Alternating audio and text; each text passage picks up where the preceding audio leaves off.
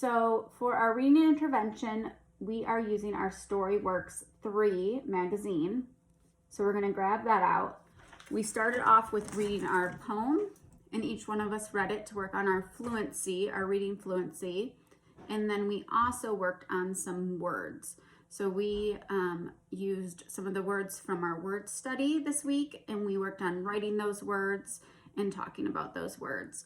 So now we are going to read Searching for the Titanic, and we were talking about some supporting details.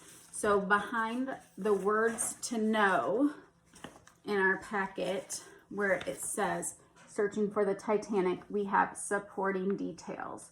And so we were writing some of those supporting details together today as we read. So we read 3 times. So first we read it together, and then we had each student read individual passages, and then I read it out loud.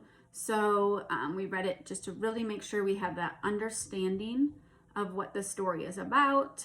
And we also made note of those headlines to talk about those paragraphs, that they have headers above them to help us find information.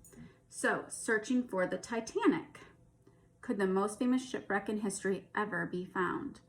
It was April 14th, 1912. The Titanic sped across the Atlantic Ocean. The sky glittered with stars. The sea was as still as glass. This was the Titanic's first voyage, but already it was world famous. It was big and beautiful. Many believed it was the safest ship ever built. And then disaster struck. At 11:40 p.m., the Titanic hit a massive iceberg. All right, so we know, we talked about how that is an important detail. What happened to it? It hit a massive iceberg. The ship's thick metal side tore open.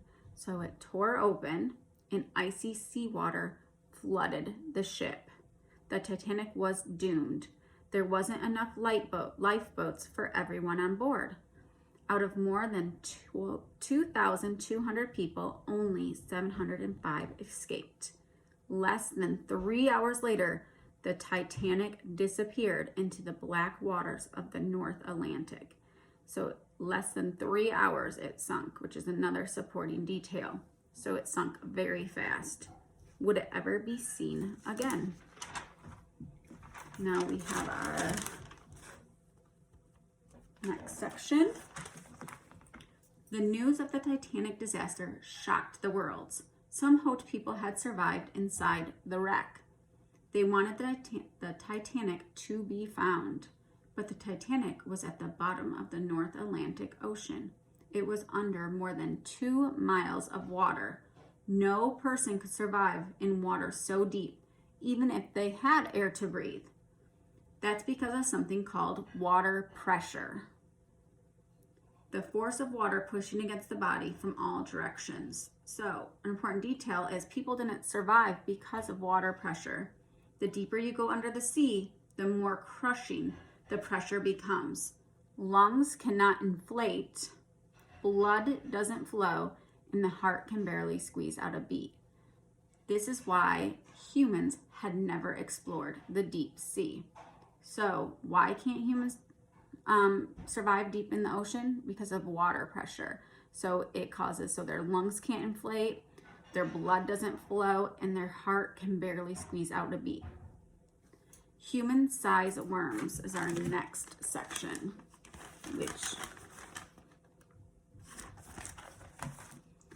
but as time went by, the new inventions let people go deeper in the ocean. In 1960, 2 researchers climbed into a tiny submarine, a submersible. They went 7 miles down in the Pacific Ocean.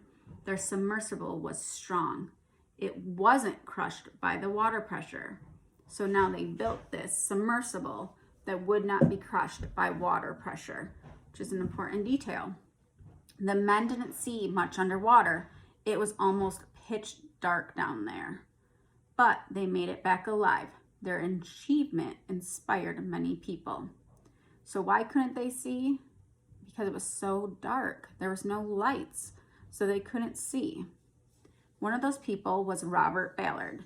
Ballard had always been fascinated by the sea. He went to college to become an oceanographer, a scientist who studies the sea. He was unable to go deep underwater in submersibles.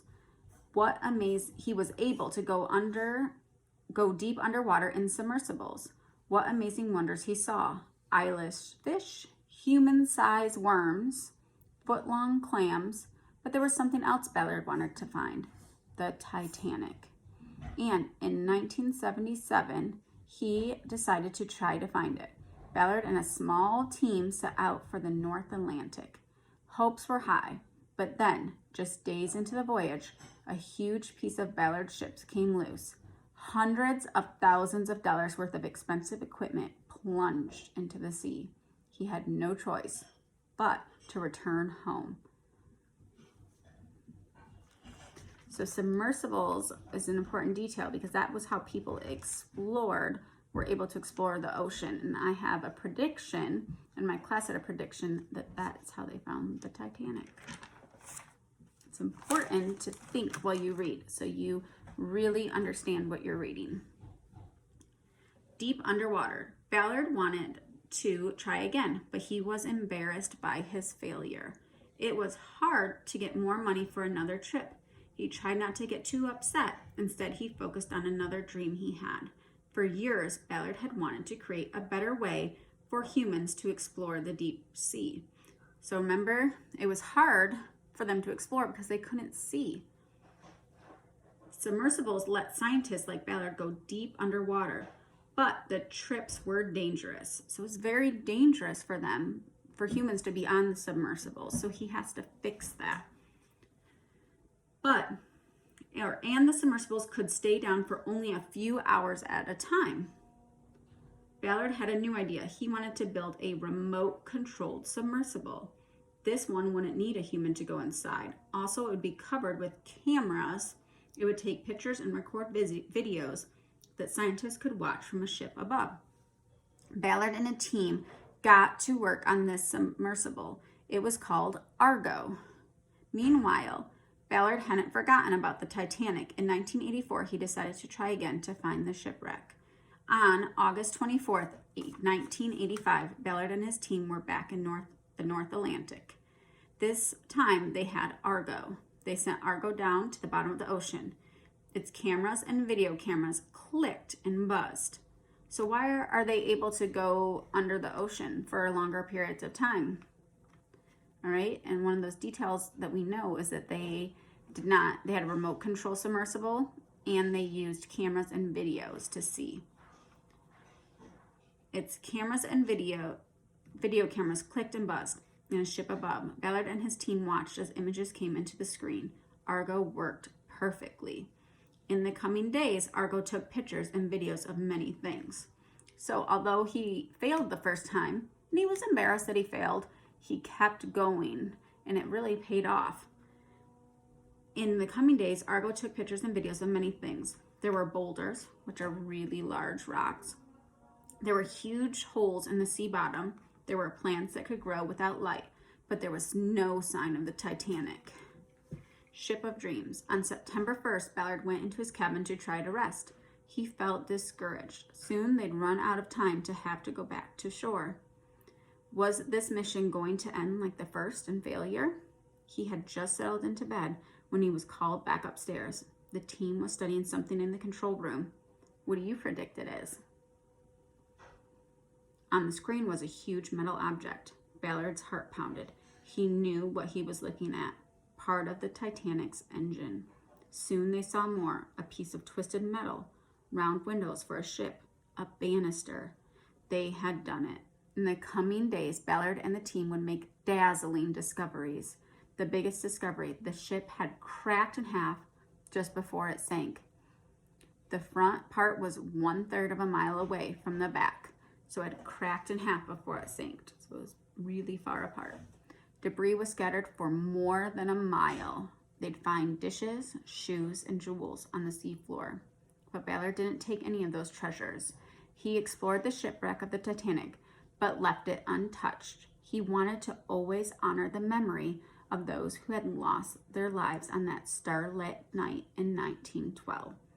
All right, so I highlighted a lot of the supporting details so you can finish those pages. And after, we have a quiz that you can take, okay? And you can use the story for the quiz. Okay, thank you. Bye.